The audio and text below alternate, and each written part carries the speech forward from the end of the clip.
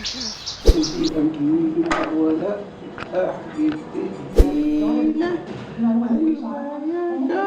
اللي وقع ده؟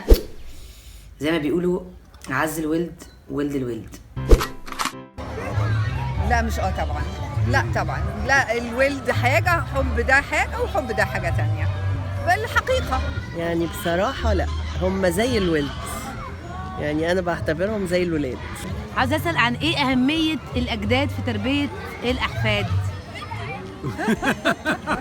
أنا أصلا بحبهم أصلا. ده حاجة مهمة جدا، يعني أنا من غير مامي ما كناش هنسرفايف الأول 6 أسابيع دول. ممكن أقول خبرة يعني بعد السنين ده كله.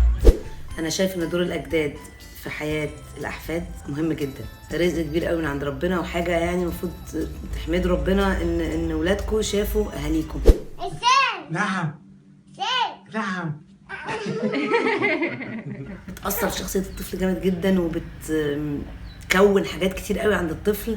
في حاجة اسمها عيلة، يعني في الجد وبعدين في الابن وبعدين في الحفيد وبعدين في الابن، ففي تسلسل عائلي او تسلسل في البشرية زي ما هم فاهمينه او بيتعلموه، فبيشوفوه قدامهم.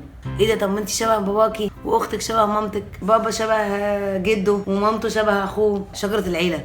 فجأة بيبقى فيه انا الرحله بتاعتي بجيب الجايد الانجليزي والفرنساوي والعربيه بالتكييف يلا نرجع الحاجة مكانها. قدامكم 5 minutes يا جماعه. انا بقى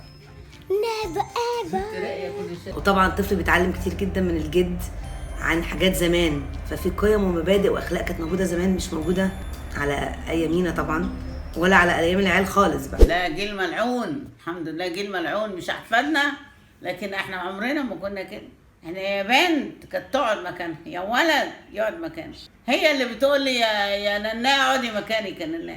قصص مثلا الاجداد بيحكوها ايام زمان، ايام الحلوه كانوا بيعملوا ايه، بيتعاملوا ازاي مع الناس، فكل ما الاجداد دي تبقى موجوده حوالين الطفل وتحكي لهم قصص اكتر، الطفل يبقى عنده عمق اكتر في شخصيته، لان هو شافها من فوق وهو اصلا طيار.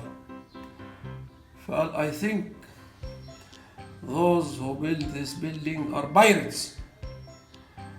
راح الراجل بتاع الورلد تريد سنتر جاي جنبي بيقول علينا بايرتس، قلت له لا بيقول بايلوتس. كل الحاجات دي تراث مش هيرجع تاني. علمهم الادب زمان مش زي دلوقتي طبعا. زمان كان في حضرتك وحضرتك ومن فضلك وشكرا. جد والجده دي تيجي منهم، هم اللي ممكن يعلموهم حاجات زي دي. يعني انا مثلا جد ولادي من ناحيه باباهم بيعلمهم لغه عربيه، يقعد يكتب لهم الحروف كل مره يشوفهم فيها. جدتهم بتعمل لهم هدوم، جاكيتات وطواقي وجوانتيات. بابايا بيصلي قدامهم دايما وعارفين ان ده صلاه، بيقعد يحكي لهم قصص الانبياء، قصص قديمه، يحكي لهم ازاي يقعدوا على السفره مثلا وياكلوا ويمسكوا الشوكه والسكينه، ازاي يتعاملوا مع بعض كاخوات، حتى لو شافوهم مره في الاسبوع، بس يبقى فيه مره في الاسبوع. ده مقدس للعيله، مهم جدا.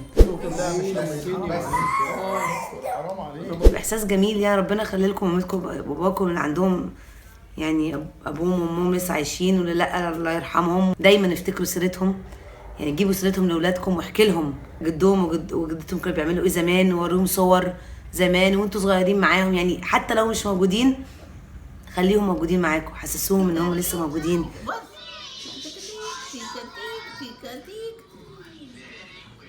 بصي يا جميله